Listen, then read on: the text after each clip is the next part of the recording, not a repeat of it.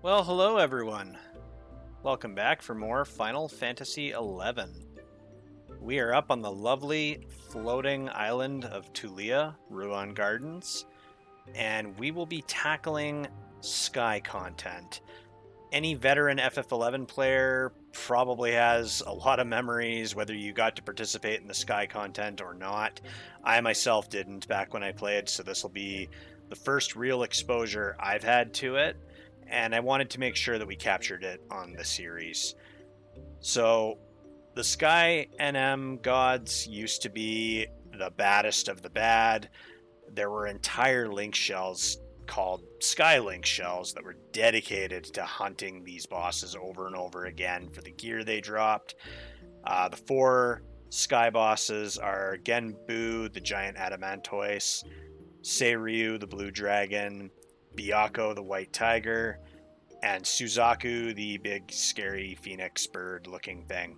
And after you get the seals from the four god beasts, you can fight the big bad himself, Kirin. So we're going to be tackling that. My goal with these videos is just to do a run through of how to farm all the items that are required to spawn these god bosses. The items are obtained from fighting notorious monsters that carry these precursor items, and just doing a run through of the fights. Now, I can't emulate how it was back in the old days, and to be honest, I did make the decision to finally get Mrpierso and Ragecat's level caps to 99. We were sitting at level 80 before in the prior videos. I just decided it was time, and with how time consuming it can be to farm some of these items, as much as I love doing content at or slightly above level, with these guys, given that, I don't have a whole roster of players at my disposal to fight alongside me, I'd be doing this with Trust, and Trust unfortunately can't adapt to complex situations like human players can. That's where the Trust program really falls short in that sense. So I figured we'd just go in at level 99. I struggled with kind of how I want to present the Sky content, but I think I've got a pretty good idea how I want to present it now. So we're going to get started on farming items. We're going to start with Genbus first. So for Genbu, we have to farm the Gem of the North, and then we have to farm another item called the Winter Stone. Both of those are dropped from separate NMs. And one thing that's interesting about how you collect these is each item, it feels like it's collected in kind of a different way. Like there's a different approach or a different strategy that you have to do to get each of these NMs to appear or find them or whatever the case may be. Half the fun is honestly just navigating the dungeon. The first item we'll be farming is the Gem of the North, which is dropped by a roaming crystal golem called Zipacna in the Viluganan Palace. Now, this is where dual boxing or playing with a friend really comes in handy, because there are two different entrances you can take to get to the area. Now, as I've mentioned numerous times in this series, I never even made it to Tulia back in the old days. Barely got through any of the story, between post-secondary school and the game just being a lot more difficult back in the day. So one of the most frustrating things about farming these items is making sure that you know what entrances to use, the best routes to take, how to get to certain areas of the dungeon. If you've got that in the bag, that's half the battle. So I've got Mrpierso up at the northwest entrance and Ragecat over at the northeast entrance. You can just easily go to home point number 1. If you've completed the Zellart content and fought all the arc battles, you should have all these home point crystals, and you can use the activate the blue teleporter. I find whenever I use the teleporter, I end up over here. You can use the blue teleporter over here, activate it, and get one of your characters over here or a friend over here. So the biggest problem with this NM is he takes quite a while to respawn. So easy enough to find and kill and all that, but if he's been killed, it can take up to 3 to 4 hours real time for him to respawn.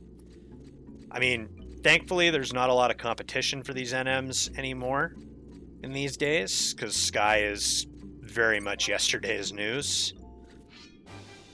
Just take out this little guy here. And there are some very useful maps for farming these NMs on FF11 Clopedia as well. Oh, let's get rid of that detector before he calls friends over.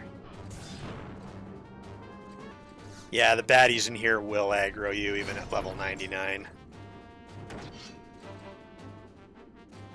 One nice thing though, there are a few little rooms with like fire elementals and ice elementals. So if you want to do some cluster farming while you're here too, if you're doing any crafting or just want to sell them for some gil, you can farm quite a few of those here. So this Zipacna NM will be roaming around, like walking around like he's on a mission. So he is quite easy to pick out. Not sure if he's a bit bigger than these guys too, because I find sometimes the NM versions, the sprite is a bit of a bigger size. Oh wow, I'm amazed I didn't catch aggro on that one. The map I'm looking at on FF11 Clopedia, they have the route colored in green, so it'll show you the exact route that this Zipacna NM will take. And due to the doors that are triggered by those monolith switches, if a door is preventing Zipacna from going somewhere, I believe he'll just walk up to the door, stop there, and then turn around and go back the way that he came. Now, Zipacna will apparently roam down this way too. I don't know that he actually goes into the basement. I think he might just go to the end of where the map trails off, because now we're on a new map. Not 100% certain on that, but when I've seen him roaming before, it's been up on this top floor here. Patience is definitely a virtue when farming these, but if you ever think that this sucks or, you know, this is time consuming, just imagine how it would have been back in the old days when you had numerous link shells and other players farming these, and just how bad that would have been with all the competition and such. Oh, shit! The NM literally spawned when I was AFK. Well, not AFK, but off Ragecat's screen. Oh crap, this is not looking good.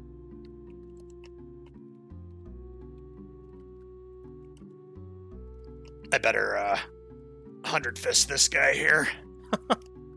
That's kind of funny how that happened, actually.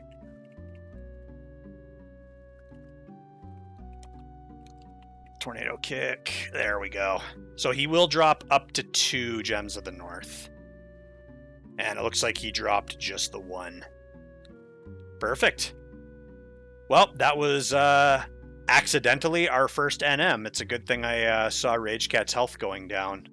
All right, let's move on to the next Genbu NM right after I cast Lot here. Okay, so we're on a new map now. We came down from this spot over here. Now, if you're looking at the FF11 Clopedia maps, which I would highly recommend, they're super helpful. So on the previous map we were on, the spot that we went through where it trailed off had a lowercase a next to it. And that's used as a cross-reference for when we go to this map. When we see a lowercase a here, that's telling us that that particular map change is taking us here. And then down here, we've got a lowercase g, which once we use that teleport pad over there, should take us over here, which also has a lowercase g, if that makes sense. Makes a little more sense with the actual map. So this, I believe, should take us to a fresh new map. So this is where it can get a little confusing. How this works is you can actually randomly end up, if you go on this map on FF11 Clopedia, there's a lowercase k in these 3 circles. So you can actually end up here, here, or here. I've had it where I've been in here with Mrpierso and Ragecat, and like Mrpierso's ended up over here and Ragecat's ended up over here. So this is nice being in the center part here because we've got access to both the monoliths. And the one that we're going to want to go to is over this way, which has a lowercase n. And that should get us to the map where we can farm the next NM. Okay, so getting into the specifics of what we're looking for, we are going to be killing aura pots, which drop an item called Romave Water, which has a terrible 1.5% drop rate. So I'm only going to record doing this once. If it is taking quite a while, I will cut to actually finding the item. I'm not going to put you folks through watching me kill like 100 plus pots. So it is rather tedious that way. Then we go to a question mark spot, trade it to spawn an NM. Now, the pot NM, you have to fight actually 3 NMs. There's Alla Pequena, Alla Media, so small pot, medium pot, and then Alla Grande, which is large or big pot. Once you've defeated all 3 of those, that's when you get the Winter Stone, which the NM can drop up to 2. I have to admit, I'm kind of hoping it drops 2 so that I don't have to do this twice. Ragecat ended up in a different room, as you can see. Okay, so let's start hunting pots. And we'll see how many pots it takes to get the item. And I've got Ragecat fighting one where she spawned too. I think I'll bring up a couple more DPS trusts as well too. Just so we can kill these guys a little faster.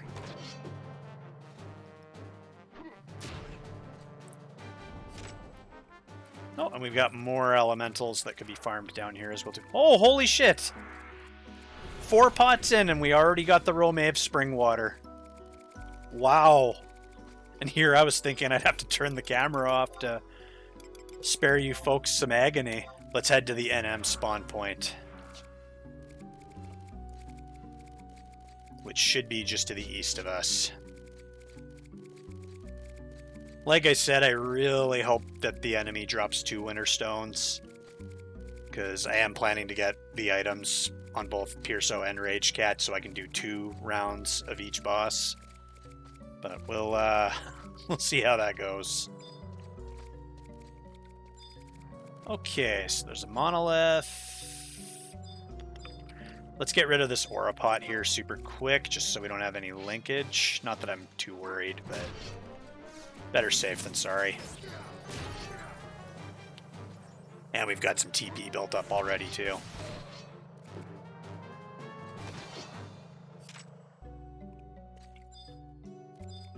Okay, I'm pretty sure this is the NM spawn point. My memory serves me right. Yep, hold on. Beauty, there we go. Okay, let's go ahead and get this water traded. Everybody cross your fingers, because I really want 2 Winter Stones to drop. Okay, so there's the little pot. Let's see if I can shield dash him before he electrocutes me.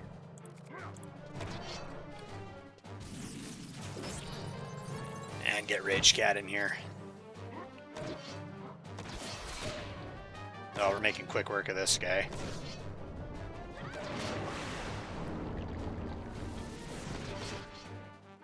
Oh, and we're already auto-targeting the other one. Well, that's convenient. And now we're on the big guy.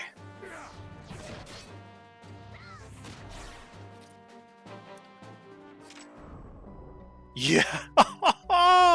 The light shines on us today. 2 Winter Stones. Only had to kill 4 of these pots. We didn't even finish a page. No complaints here. We are back at home point number 1. And the area that we are trying to get to now is that floating island out there. Each of these sky god bosses shows up on one of those floating islands. You can see another one out that way. And another one out that way. Now, the Genbu one, I believe, is quite simple to get to. However, I know there's at least one where there's fallen debris, and you can't just walk straight to the teleport pad. You have to actually go through the dungeon and exit out of an area that gets you past the debris. I can't remember which one exactly it is. But since we're covering all of these, we'll probably figure it out the hard way at some point. So the question on some people's minds might be, how the heck did we get over to that island, Mrpierso? I mean, we can't jump that far. We'd fall and die. Horrible deaths. Well, my friends, we are going to head down to the lower floor there, and we will get that part figured out. So Genbu was a really interesting sky boss back in the day. There are a number of old videos from the golden days of FF11 where people actually soloed Genbu. A lot of times it was a monk where they would do like they would just kite the boss around the island and repeatedly use Chi Blast. It would take friggin' forever to actually whittle the boss down and beat them, but it would work. There were probably other combinations too, like Ninja, Red Mage, and all that stuff, using shadows and all that, but yeah, an interesting little bit of FF11 history there. So here's where I kind of had to mull over how I wanted to present things with the sky bosses. So, as I mentioned before, not the easiest content to do at level or even slightly above level with Truss, just because Truss can't adapt to those crazy circumstances like human players can. So what we're going to do is we're going to have 2 fights with Genbu. The first fight, we are at 99. I am going to bring some Truss out, but we're going to put on some really crappy gear, like level 75-ish gear, whatever I happen to have available, and fight it that way. And then afterwards, we're going to fight it again with I-119, like the beginner I-119 gear from Adulin, just to really see the difference in performance and just how much things have changed over the years. I'm sure some old school veteran players might cringe. Okay, so Mrpierso, let's put on just... I usually like to lock style to the Adaman gear, so we're going to go ahead and put that on for real. I do have a defending ring. We'll go ahead and just throw like a general Dex Plus ring on. It's not going to be the greatest gear. Okay, I don't really have a one-handed weapon that's under 99 right now. And for Ragecat, the gear situation's going to be like even worse. So we'll see if simply being a high enough level actually makes much of a difference. All right, let's get this started. Gem of the North, Winterstone.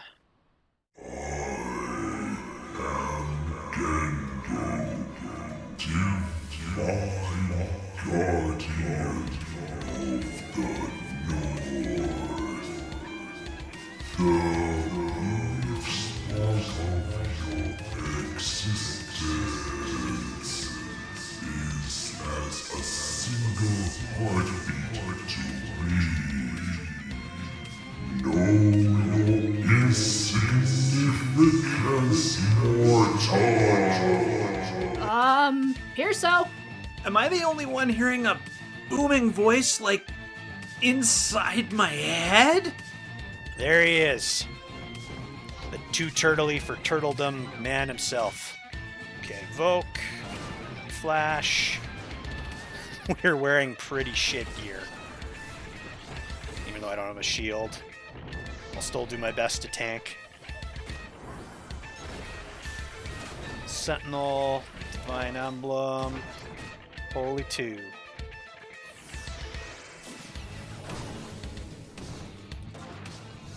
Beauty.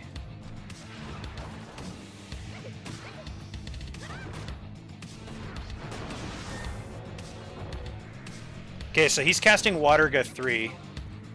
So I'm going to see if I can outrun him. Yeah, his casting was interrupted. So this is what people would do a lot back in the day. Like playing a monk with Chi Blast or whatever, is look how slow he moves. You can literally just like troll the hell out of him and just kite him around the entire island. And it just takes him forever and a half to catch up with you. So just wanted to do a quick little demonstration on that. Now we're going to make our way back over to Ragecat, who is contemplating if Mrpierso has lost his mind. We will continue the fight.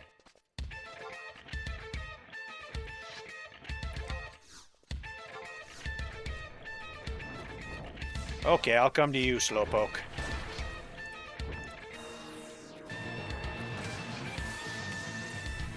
We'll get Ragecat to do a Chi Blast. Okay, so now Genbu is using Invincible. So really at this point, let's just go ahead and be a dick and just start running away again.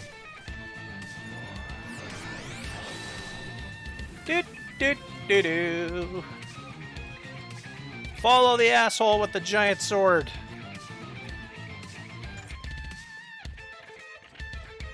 Since he's taking his sweet time, I'm just gonna pop off a little cure here. It's important to take care of yourself.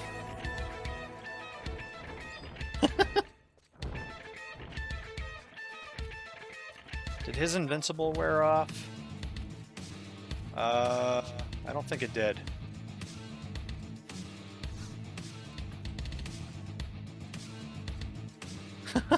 This is humorous. Yeah, so this is, to my knowledge, this is the only sky boss you can really screw around like this with. The other ones are, well, not turtles. Distinctly faster. Alright, we should be dealing damage to this guy again. Now, I don't use great swords a lot in Mrpierso, but at least not on Paladin, but let's see if we can pull off some kind of a weapon skill chain here.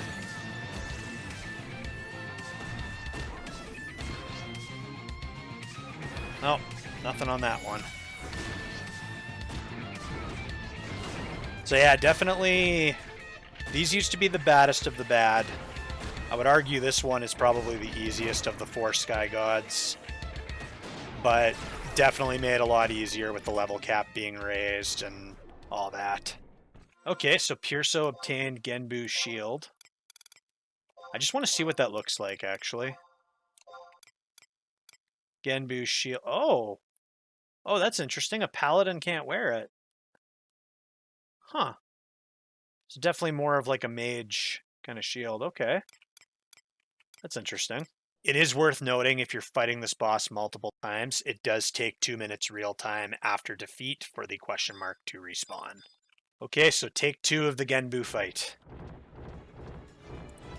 Of course, Ragecat's the one that spawned Genbu, so he's going to be going after her. And we're going to do this one-on-one. Oh, Waterga 3. See if I can outrun him. Nope. I feel like I was close, though. Come on, Turtley. Oh, great. Now I can't see. You're a dick.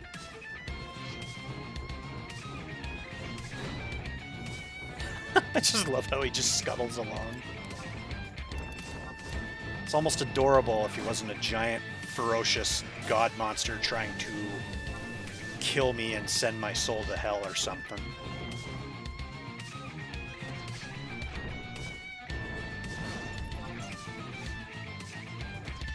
Yeah, so as you can see with the I-119 gear, there's absolutely no contest. Like, that's just how, like I said, these guys used to be the baddest of the bad, and there's just no contest now. That's just how far stat boosts and levels and everything has come with the level cap increase and all the new gear that's come out over the years. It's just made these guys pretty obsolete. Let's go ahead and pop Berserk. I really need to unlock Savage Blade before somebody points that out. I keep meaning to do that. I just keep not doing it. Oh, let's pop Reprisal too.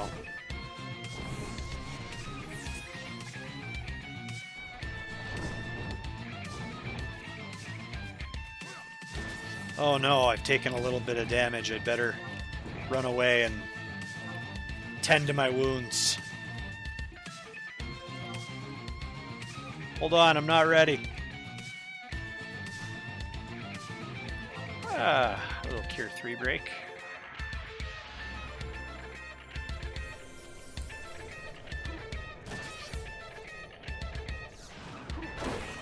Well, I was trying to use...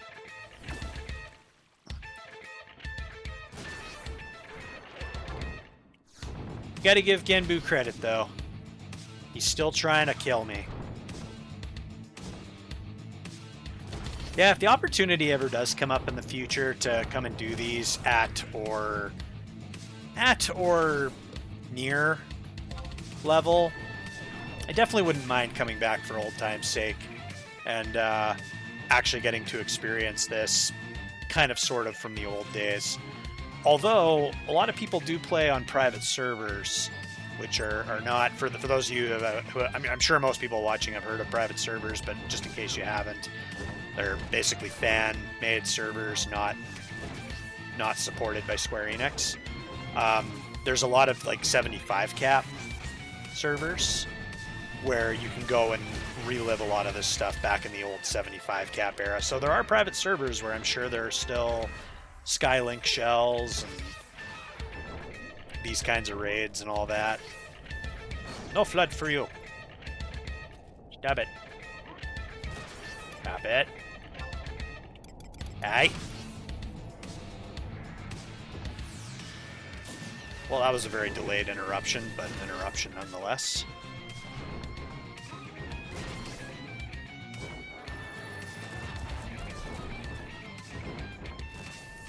Just about done here. Not before he sneezes some aqua breath into my face. And there we go.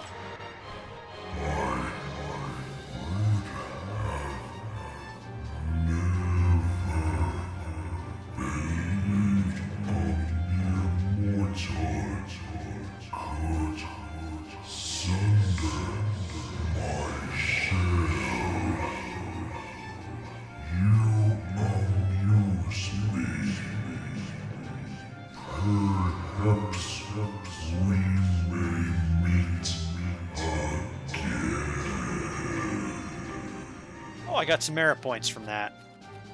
And 9,000 gil. Well, there you have it, folks. That is one Sky God down. We've got 3 left to go, and then we go after the big guy, Kirin. So stay tuned for the next video. We'll be farming the next set of NMs and fighting the next boss. Thanks for tuning in, everybody. We'll see you next time.